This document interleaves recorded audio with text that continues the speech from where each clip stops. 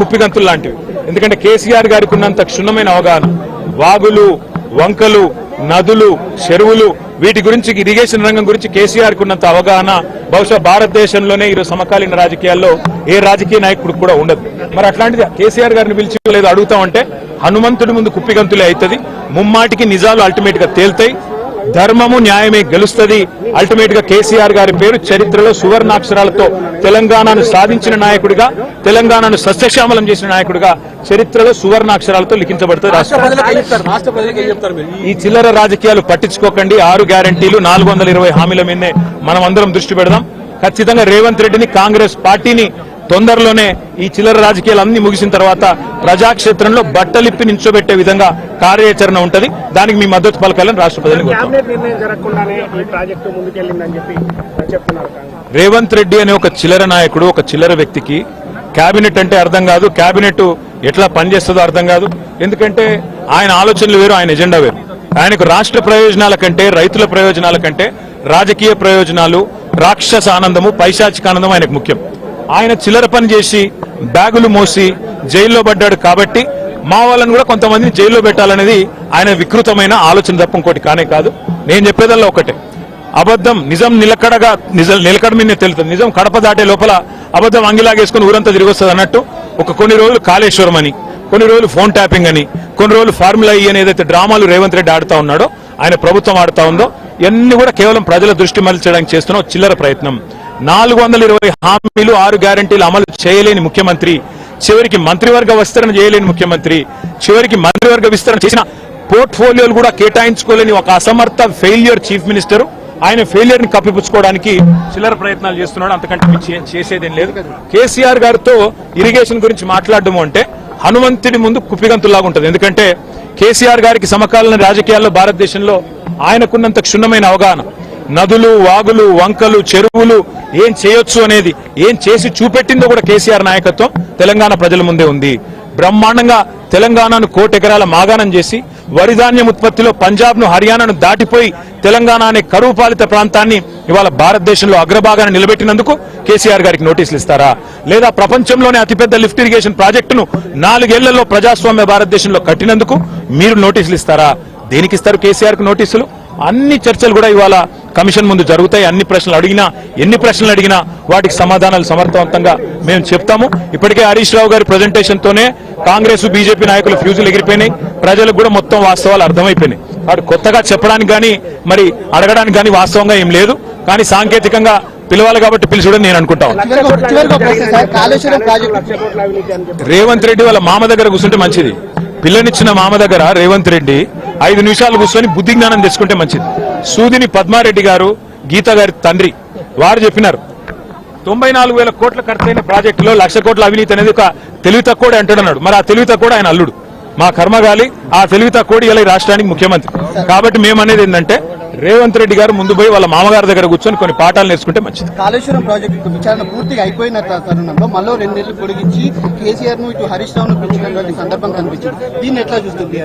ఖచ్చితంగా కక్ష సాధింపు, రాజకీయ వేధింపు తప్ప ఇందులో ఏమీ లేదు. నిజం నిలకడ మీద తేలుతుంది.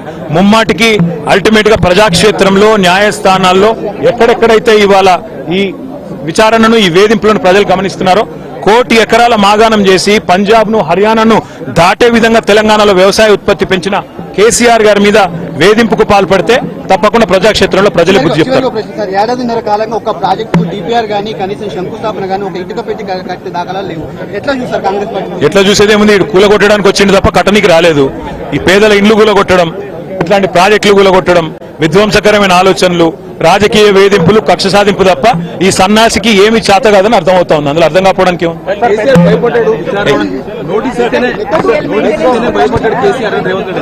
100 జన్మలెత్తినా రేవంత్ రెడ్డి అనే చిల్లరగానికి కేసీఆర్ గొప్పతనం అర్థం కాదు. రేవంత్ రెడ్డి గురువు, ఆయన జేజమ్మతోనే కొట్లాడినోడు కేసీఆర్. ఆ జేజమ్మని ఇక్కడి నుంచి తరిమేసినోడే కేసీఆర్. కాబట్టి రేవంత్ రెడ్డి అనే చిల్లరగాడు ఏం మాట్లాడినా, ఆయన చిల్లర ప్రభుత్వం ఏం చేసినా కేసీఆర్ ఎంటిక కూడా పీకలేరు. కటనికి 16 ఏళ్లు పట్టింది. కానీ అదే కాళేశ్వరం తెలంగాణకు బీళ్లతోని పూర్తి స్థాయిలో ఆనాడు ఎండిపోయిన తెలంగాణకు మాగాణంగా మార్చడానికి లక్షల ఎకరాలకు నీళ్లు ఇవ్వడానికి కేసీఆర్ గారి నాయకత్వంలో 10 ఏళ్ల పాటు జరిగిన ఒక భగీరథ ప్రయత్నంలో భాగమే కాళేశ్వరం ప్రాజెక్టు. కాళేశ్వరం అంటే ఆషామాషి ప్రాజెక్టు కాదు, ఒక భగీరథ ప్రయత్నం. తెలంగాణలో కేవలం 4 ఏళ్ల కాలంలోనే మరి 45 లక్షల ఎకరాలకు నీళ్లు ఇచ్చే ఒక అద్భుతమైన ప్రాజెక్టు నిర్మాణం చేస్తే అందులో 100 అంకాలుంటే 100 కంపోనెంట్లుంటే ఒక్క బ్యారేజీలో 2 పిల్లర్లకు, అది కూడా ఈ కాంగ్రెస్ విధవులు చేసిన పని అనేది నాకు ఈ రోజు కూడా బలమైన నమ్మకం. మరి ఇవాళ భూకంపం 7+ భూకంపం వచ్చినా అక్కడ తట్టుకొని నిలబడ్డది మేడిగడ్డ. అట్లాంటి మేడిగడ్డను, అట్లాంటి కాళేశ్వరాన్ని చిల్లర రాజకీయాల కోసం రైతుల ప్రయోజనాలు పక్కకు పెట్టి, రాష్ట్ర ప్రయోజనాలు పక్కకు పెట్టి, రాజకీయ ప్రయోజనాలే ముఖ్యంగా కాంగ్రెస్ బీజేపీ ఆడుతున్న చిల్లర నాటకానికి తెరదించే రోజు ఈ రోజే కాబోతున్నది. కేసీఆర్ గారు అన్ని కూడా స్పష్టంగా కమిషన్ ముందు ఏ రకంగా ఈ నిర్ణయాలు జరిగినాయి అనేది ప్రజాస్వామ్యబద్ధంగా చెప్తారు. ఆ తర్వాత తప్పకుండా మాకు విశ్వాసం ఉంది, ప్రజాక్షేత్రంలో గాని న్యాయస్థానాల్లో గాని తప్పకుండా ధర్మం న్యాయమే గెలుస్తుంది. రాజకీయం కాకపోతే ఏముందండి? 420 హామీలు ఇచ్చిన ఒక చిల్లర పార్టీ, ఒక చిల్లర ముఖ్యమంత్రి, గవర్నమెంట్ నడపచాతగాక ఆఖరికి ముఖ్యమంత్రి గారు పోర్ట్ఫోలియోలు ఇచ్చుదామంటే కూడా ఆయనకు పర్మిషన్ లేదు. ఢిల్లీకి పోయి కూర్చొని పోర్ట్ఫోలియోలు పంచుకునే దౌర్భాగ్య పరిస్థితుల్లో ఇంతకంటే ఎక్కువ తెలివితేటలు ఉంటాయని నేను అనుకోను. కాళేశ్వరమే కాదు, ఇంకా ఎన్ని కుట్రలు చేసినా, ఎన్ని కేసులు పెట్టినా, ఎన్ని కథలు పడ్డా ముఖ్యమంత్రి గారికి నేను ఒకటే గుర్తు చేస్తా ఉన్నా, నీ 420 హామీలు, నీ 6 గ్యారంటీల నుంచి ప్రజల దృష్టి నువ్వు మరల్చాలని ప్రయత్నం చేసినా మల్ల నీయం ప్రజల తరపున అడుగుతూనే ఉంటాం. నువ్వెన్ని రకాలుగా వేధించినా నిన్ను వదిలిపెట్టాం, నీ కాంగ్రెస్ పార్టీని బొందబెట్టేదాకా వెంటాడుతూనే ఉంటాం. కేసీఆర్ గారు తెలంగాణ చరిత్ర. కేసీఆర్ ను ఇవాళ పిలిచి అది కూడా ఇరిగేషన్ గురించి మాట్లాడటము అంటే ఇది హనుమంతుడి ముందు కుప్పిగంతులు లాంటివి. ఎందుకంటే కేసీఆర్ గారికి ఉన్నంత క్షుణ్ణమైన అవగాహన, వాగులు, వంకలు, నదులు, చెరువులు, వీటి గురించి, ఇరిగేషన్ రంగం గురించి కేసీఆర్ కు ఉన్నంత అవగాహన బహుశా భారతదేశంలోనే ఈరోజు సమకాలీన రాజకీయాల్లో ఏ రాజకీయ నాయకుడు కూడా ఉండదు. మరి అట్లాంటిది కేసీఆర్ గారిని పిలిచి లేదు అడుగుతామంటే హనుమంతుడి ముందు కుప్పిగంతులే అవుతుంది. ముమ్మాటికి నిజాలు అల్టిమేట్ గా తేల్తాయి, ధర్మము న్యాయమే గెలుస్తుంది. అల్టిమేట్ గా కేసీఆర్ గారి పేరు చరిత్రలో సువర్ణాక్షరాలతో తెలంగాణను సాధించిన నాయకుడిగా, తెలంగాణను